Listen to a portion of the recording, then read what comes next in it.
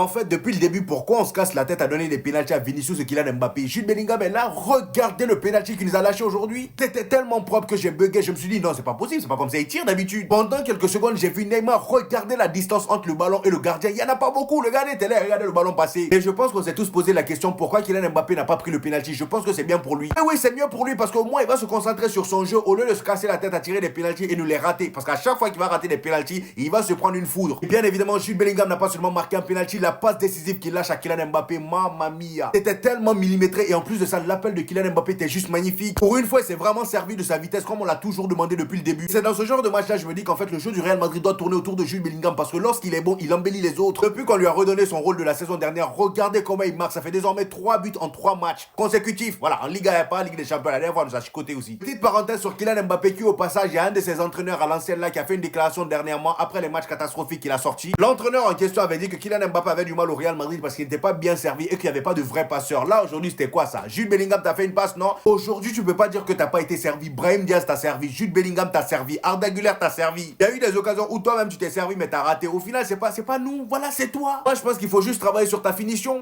Ouf!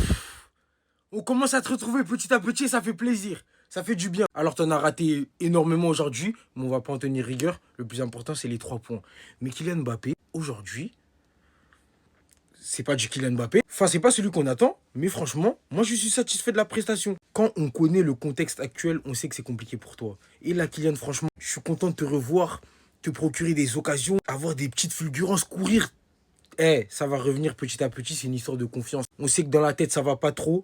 Mais franchement, quand il dribble le gardien, les gars, comment ne pas croire qu'il est marabouté? Quand il dribble le gardien, au final raté parce qu'il croise trop sa frappe, je me pose des questions, les gars. Il est en train de retrouver ses sensations, il est en train de retrouver la confiance jusqu'à aller dribbler le gardien. On va pas s'enflammer pour rien non plus. Mais franchement, ça fait plaisir de revoir Kylian Mbappé se procurer des occasions et afficher un certain niveau. Parce que oui, c'est à ce niveau qu'on l'attend. Et c'est pour ça que le Real Madrid l'a recruté. C'est ce Mbappé qu'on attend, Mbappé décisif, qui est tueur devant la cage. On a manqué de tranchant en seconde période dans la finition. Mais franchement, que ce soit au niveau des appels, de son travail dans les déplacements, c'était beaucoup mieux que ce qu'on voit depuis le début de la saison. Et franchement, je suis content de te voir à ce niveau, Kylian. Continue comme ça va bien se passer. Restez sobre, abonnez-vous les gars, ça travaille. Voici ce qui se passe quand tu viens jouer à 14 h à la maison et que tu viens faire le malin comme si tu avais déjà gagné le titre, tu te fais rattraper. Le Real est donc à 1 point du Barça avec un match de retard. Il s'impose 2-0 avec un grand Bellingham ce soir, buteur et passeur. Le match a été donné après cette faute stupide, sachant qu'il avait déjà pris jaune au dernier corner. Il recommence devant l'arbitre. Bien évidemment, c'est sanctionné, penalty mérité. Ça reste quand même assez frustrant quand hier ça n'a pas été sanctionné sur une phase de corner en plus. Mais bref, ça c'est autre chose. Penalty transformé par Bellingham. Bellingham est aussi passeur ce soir. Une superbe passe pour Mbappé et un superbe but d'Mbappé. On pensait qu'après ce but, il allait être débloqué, qu'il allait regagner énormément de confiance. Tout comme sur cette action où il dribble le gardien tout seul devant les cages. Il la croise trop, elle va dehors. Ou bien même cette action en fin de match où il la rate encore. Mbappé a raté 2-3 face à face aujourd'hui. Malgré son but, c'est qu'il n'est pas libéré ou qu'il a beaucoup de malchance. C'est à vous de me dire ce que vous en pensez dans les commentaires. Il est même devenu altruiste